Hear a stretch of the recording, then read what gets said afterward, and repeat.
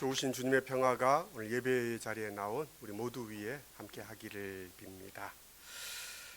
또 온라인으로 예배하는 지체들 위에도 하나님의 평강이 또 그곳에 함께 하기를 빕니다. 추석 연휴 기간 언론을 통해서 10월 3일 개천절까지 길게 이어지는 연휴를 우리가 이렇게 보내고 있습니다. 언론에서는 근본 추석 연휴에 한 100만 명 정도가 해외여행에 나섰다고 합니다. 그 긴 행렬들을 이렇게 머릿속으로 생각해 봅니다. 100만 명이 일주일 동안 비행기를 타고 나가면 하루에 몇만 명씩 나가야 되고 몇 분의 비행기가 한 대씩 떠야 그 많은 인원들이 다 해외로 나갈 수 있을까 머릿속으로 계산해 보다가 사람들은 왜 이렇게 여행을 떠나나라는 생각도 해보게 됩니다. 그러면서 사람들이 어쩌면 정작 가야 할 곳을 잃어버렸기 때문에 어디론가 가고자 하는 마음에 여행을 나선 게 아닌가 생각해 봅니다.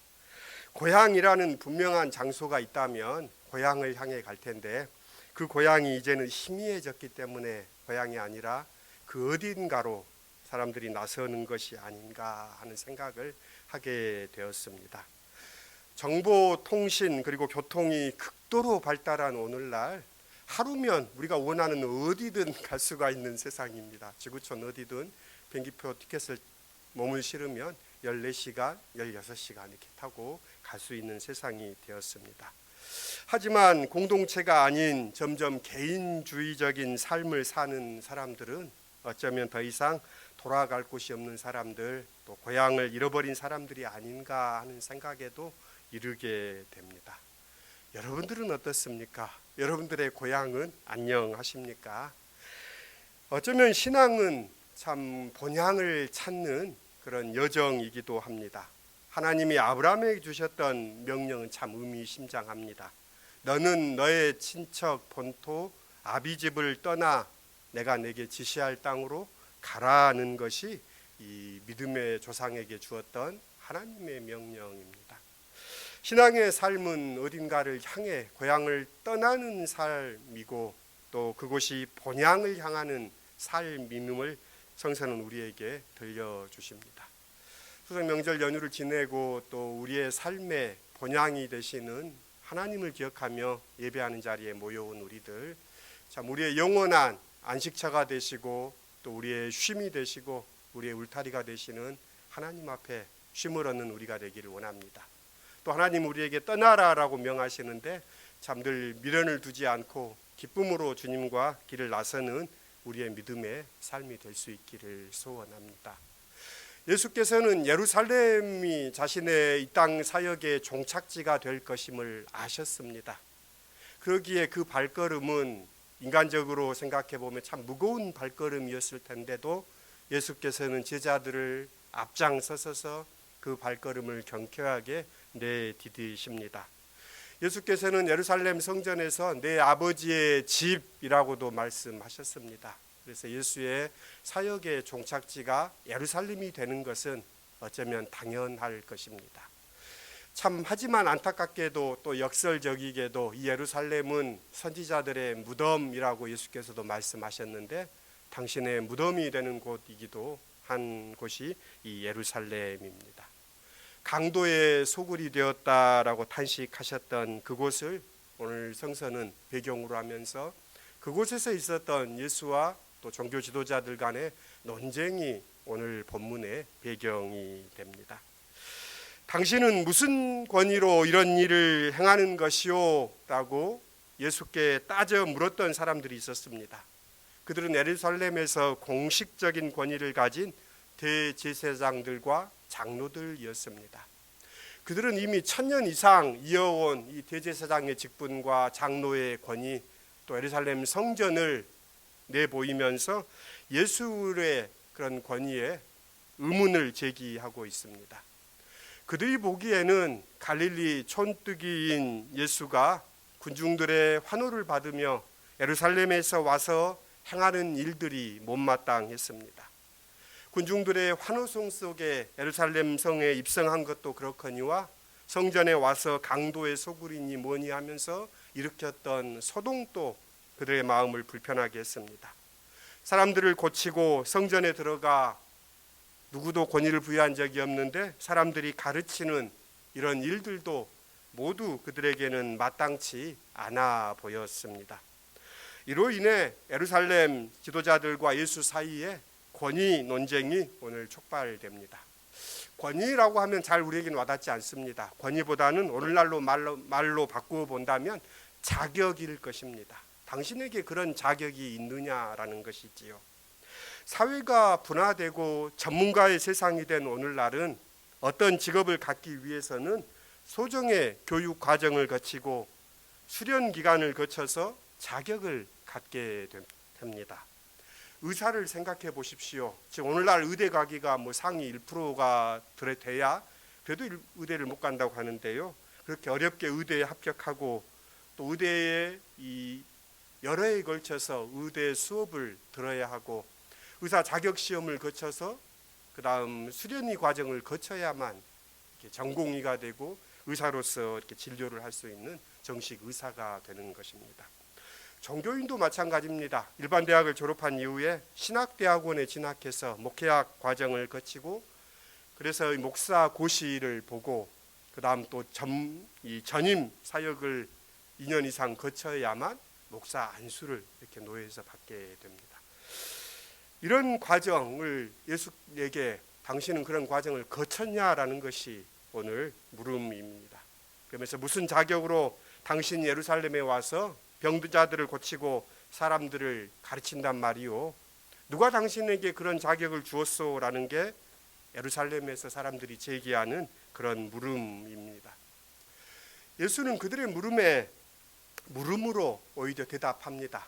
예수의 권위를 인정하지 않으려는 그들의 의도를 이미 예수께서는 익히 아셨습니다. 그래서 오히려 예수께서는 질문하십니다. 세례 요한의 권위가 하늘로부터 온 것이요 사람들로부터 온 것이요. 광야에 외치는 자의 소리였던 이 세례자 요한은 사람들이 당시에 예언자였다라고 그를 인정했습니다. 그런데 종교 지도자들은 그걸 인정할 수 없었습니다.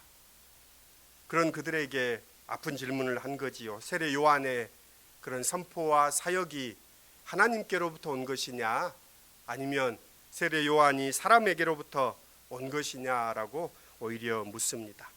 그런 예수의 물음에 오히려 종교 지도자들은 어느 것을 대답해도 난처하기에 모르겠다라고 대답합니다. 그러자 예수께서도 나도 무슨 자격으로 이런 일을 하는지 말하지 않겠다라고 하십니다. 그렇다고 해서 예수께서 당신의 자격이 없다라고 부정한 것은 아닙니다. 연이어 들려주는 마태복음 21장에 이제 세 비유가 등장합니다. 오늘의 두 아들 비유, 또 악한 품꾼의 비유, 또 이 왕의 비유를 통해서 예수의 그 권위가 하나님께로부터 왔음을 예수께서는 답변하고 계십니다. 오늘 본문은 두 아들의 이야기로 가보겠습니다. 고대 사회에서 가부장적인 사회이지요. 아버지의 권위가 절대적이었습니다. 그 아버지의 권위에 도전한다는 것은 그 권위 밖에 나가겠다는 것이지요. 어쩌면 반역이기도 하고 불충이기도 하고 불효이기도 합니다. 그래서 자식의 아들들에게 가장 중요한 책무는 아버지의 명예를 높이는 것입니다. 그리고 그 아버지가 세상을 떠나면 자신이 그 명예를 이어가는 것이 가부장 사회였던 유대 사회의 모습입니다. 그러니까 오늘 본문에서 아버지가 얘야 오늘 포도원에 가서 일 좀 해야겠다라고 아버지가 이야기했을 때 그것을 거부하거나 부인하는 것은 아버지의 권위에 도전하는 것입니다. 오늘의 사회에서는 사춘기의 아이들은 쉽게 싫어요라고 대답하지만 성서는 오늘의 사회하고는 비단 다릅니다. 그를 배경으로 하면서 아버지의 권위를 인정하지 않고 아버지에게 도전하는 아들의 모습을 오늘 성서는 보여줍니다. 큰아들은 예 알겠습니다 라고 말함으로써 아버지의 명예를 높여줍니다. 근데 다른 아들은 싫습니다 라고 말합니다. 그러면서 아버지의 권위에 정면으로 대결합니다. 그런데 예수 비유의 반전은 그 다음입니다.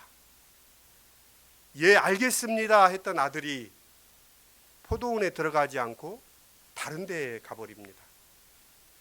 그러면서 아닙니다 싫습니다 라고 대답했던 아들은 반전을 일으킵니다. 돌이켜 회개하고 포도원에 들어가서 종일 일을 하는 모습으로 성서는 그려 보여줍니다. 그러면서 예수께서 묻습니다. 누가 아버지의 아들이냐 이렇게 물어본 것이 아니라 누가 아버지의 뜻을 지켰느냐 행하였느냐라고 묻습니다. 싫습니다라고 아버지의 명예를 깎아내렸던 그가 돌이켜 회개하고 포도원에 들어가서 종일 일을 함으로 아버지의 뜻을 받들었다는 얘기입니다. 이 비유는 오늘 그 상황 속에서 이루어지는 것입니다. 예라고 대답한 아들은 자신들이 아브라함의 후손이고 다윗과 솔로몬에 이어 하나님의 이 영예를 이어받은 자칭 유대인들입니다. 그들은 오랫동안 하나님께 제사를 드려왔고 또 율법을 준수함으로써 하나님의 위신을 높이는 역할을 해왔습니다. 실제로 포도원에 들어가는가의 여부는 중요하지 않습니다.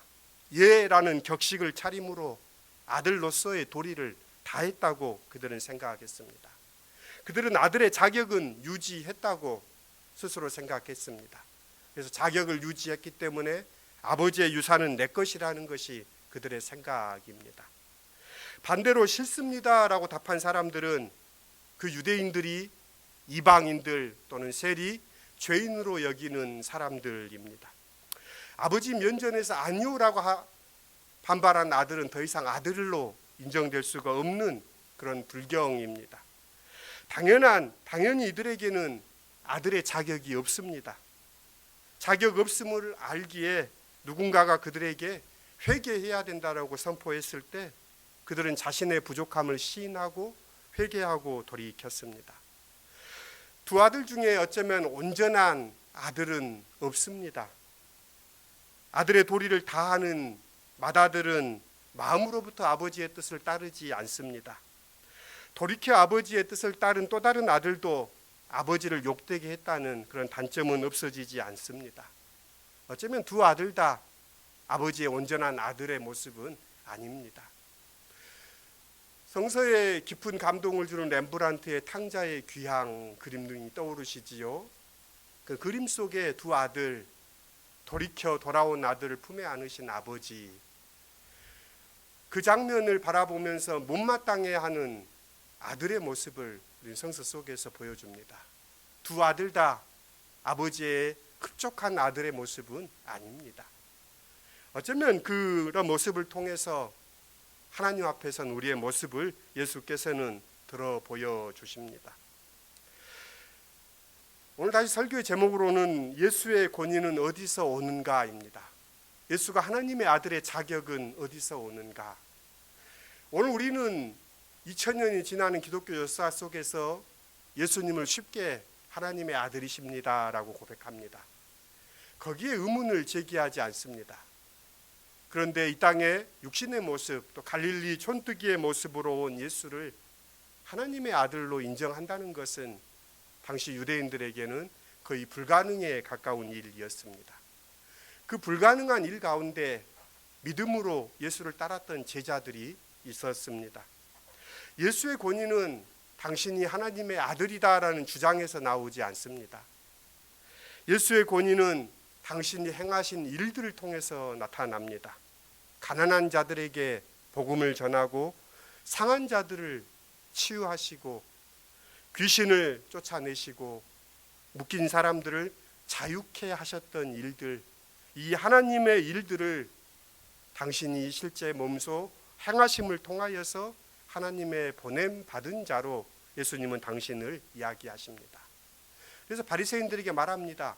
내 말은 못 믿겠지만 내가 행한 일들을 보고 내가 누구인지를 알라라고 예수께서는 말씀하십니다. 예수의 권위는 철저히 고통받는 사람들, 어쩌면 미래에 대해서 소망을 갖지 못했던 사람들, 오직 하나님 나라 아니면 소망을 둘 곳이 없었던 사람들을 통하여서 예수에게 주어진 권위이기도 합니다.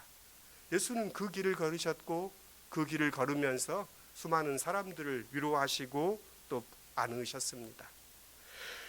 반면 종교 지도자들은 자신들의 전통을 붙들고 자신들의 혈통 또 자신들이 지켜왔던 전통 율법을 내세우면서 자신들이 자격 있는 사람이라고 스스로 자부했습니다. 그러나 예수께서는 그런 자부가 헛되다라고 말씀하십니다. 금주의 성서 읽기가 열왕기하였습니다. 열왕기서를 읽으면서 저는 다윗과 솔로몬에 대해서 이렇게 깊이 생각해 보았습니다. 다윗은 바닥부터 시작한 사람입니다. 7형제의 막내였던 다윗은 목동이었고, 그러면서 형제들 가운데 또 아버지에게도 인정받지 못했던 그런 아들입니다. 그런 그는 하나님을 사랑했고, 또 하나님도 그 다윗을 귀히 여기셔서 그를 이스라엘의 장군으로 승승장구하게 하셨습니다. 온 이스라엘이 그를 칭송했을 때 그는 오히려 왕의 분노를 사게 되고 오히려 광야로 내동댕이 쳐지는 경험을 했던 사람이기도 합니다. 아둘람 굴에서 다윗은 마음에 상한 사람들, 또 마음에 원한을 품고 있는 사람들, 원망하는 사람들 300명을 모여 이 아둘람 굴에서 함께 생활하기도 했습니다.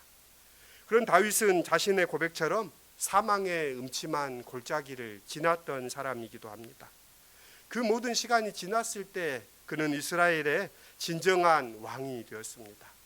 비록 그 이후에도 그는 흠이 많고 또 실수도 하고 넘어지기도 하지만 그런 다윗을 온 이스라엘이 인정했던 왕입니다. 이에 반해 세습 군주가 된 솔로몬은 자신의 이 출신의 한계가 있었지요. 밧세바 사이에 난 아들이기도 하고, 성서는 그를 지혜라고 포장하고 있습니다. 솔로몬의 지혜가 열왕 가운데 뛰어났다라고 이야기하면서 그 지혜가 하나님께로부터 왔다라는 것을 강조하면서 자신의 권위를 가져오려고 애를 씁니다. 그런데 솔로몬 왕은 그런 솔로몬이 베풀었던 지혜는 어쩌면 권모술수에 가깝습니다. 자신의 반대자들을 하나하나 제거하고 왕위에 오릅니다. 그러면서 솔로몬은 하나님의 뜻과는 반하는 절대의 왕정을 이룹니다. 그러면서 이스라엘의 부족 공동체의 자유를 크게 훼손한 왕으로 등장합니다. 솔로몬이 만들어 놓은 시스템 안에서 이어지는 왕들은 하나님의 뜻을 거역할 수밖에 없는 권력자의 모습으로 등장하게 됩니다. 그런 과정들을 거치면서 여전히 이스라엘의 사람들은 다윗을 그리워합니다. 그 이유는 절대 권력자가 된 왕이 아닌 함께 생사고락을 같이 하고 고난과 슬픔을 같이 겪었던 왕을 그리워하는 것입니다. 우리가 예수를 왕으로 고백하는 것은 그 예수께서 우리의 아픔, 우리 인생의 고뇌, 슬픔을 그분이 아시기 때문입니다. 그분은 그것을 다 통과하시고 우리를 인도하시는 목자이시기에 우리는 주님을 우리의 구주로 고백합니다. 다시 오늘 본문으로 돌아옵시다. 중요한 것은 자격이 있느냐 없느냐가 아닙니다. 큰아들이든 작은 아들이든 둘 다 문제가 있습니다. 그러나 하나님 나라에 먼저 들어가는 것은 더 나은 자격이 있는 이들이 아니라 놀랍게도 돌이킨 자들입니다. 그 돌이킨 자들이 오늘 세리와 창녀들이라고 성서는 소개합니다. 그들을 하나님의 아들, 그러니까 자녀의 자격으로 치자면 어쩌면 구제될 수 없는 그런 흠투성이들입니다. 그럼에도 불구하고 그들이 먼저 하나님 나라에 들어가는 이유는 뉘우쳤기 때문입니다. 마음을 바꾸었기 때문입니다. 예라고 대답한 아들이나 싫다라고 말한 아들이나 모두 포도원 밖에 있었다는 점은 다를 바 없습니다. 예라는 답변이 그들을 저절로 포도원 안으로 인도하지 않았습니다. 마음을 바꾼 사람만 포도원 안으로 들어갑니다. 그래서 복음서의 첫 일성은 회개하라, 마음을 돌이키라 라는 말씀으로 시작합니다. 하늘나라가 가까이 왔다라는 것입니다. 하늘나라에 들어갈 자격은 예라는 대답을 잘하는 데 있지 않고 마음을 돌이키는 데 있습니다. 때문에 경건한 유대인들이 아닌 오히려 뉘우친 세리와 창녀들이 그 자격을 얻습니다. 오늘 우리는 어떻습니까? 오늘 우리는 하나님 앞에 마음을 돌이키고 있습니까? 우리는 참 마음이 변덕스럽습니다. 마음이 쉽게 굳어버리기도 합니다. 마음을 부드럽게 하실 수 있기를 바랍니다. 마음을 돌이켜 하나님을 기뻐하시고 또 하나님 앞에 부름받은 형제들을 기뻐하시고 주님의 길을 신실히 걷는 시온의 공동체가 될 수 있기를 기원합니다. 무슨 자격으로 무슨 권위로 이런 일을 하십니까? 라는 예수의 권위를 문제 삼음으로 예수의 사역과 가르침을 폄훼하려고 타격을 주려 했던 유대교의 지도자인 대제사장과 장로들은 여전히 이 세상 속에서도 자신들이 가진 권위를 근거로 참을 행하려는 사람들의 입에 재갈을 물리려 합니다. 그러나 주님은 오히려 그들에게 한 이야기를 들려주십니다. 그들의 허위 의식을 드러냅니다.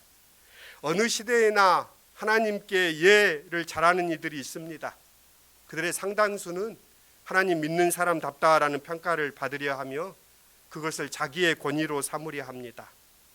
그러나 권위는 잘하고 있다는 평가로부터 오지 않고 뉘우치고 있음으로부터 옵니다. 뉘우친다는 것은 집을 나간 탕자에게만 요구되는 것이 아니라 줄곧 아버지 곁에 있으면서 아버지의 명령에 한 번도 아니오라고 해본 적 없는 아들에게도 여전히 필요합니다. 10월 로직의 말씀을 행하는 사람이 되십시오. 그저 듣기만 하여 자신을 속이는 사람이 되지 마십시오. 이 말씀을 마음에 품고 이 붉은 달 10월 주님과 동행하시는 우리가 될 수 있기를 주님의 이름으로 기원합니다. 하나님 감사합니다. 이 좋은 10월의 아름다운 계절에 우리를 주님의 전에 불러주시니 감사합니다. 주님의 나라는 어떤 자격이 있어서 들어가는 나라가 아닙니다. 주님을 사랑하여 주님의 일을 행하는 사람들이 들어가는 나라입니다. 이만큼 했으니 이제는 되었다는 어리석은 착각에 빠지지 않게 해 주십시오. 부드러운 마음 주시어서 무시로 하나님의 뜻 가운데 살게 해 주십시오. 세리와 죄인들이 먼저 하나님에 들어간다라는 말씀은 오늘도 여전히 유효함을 잊지 않겠습니다.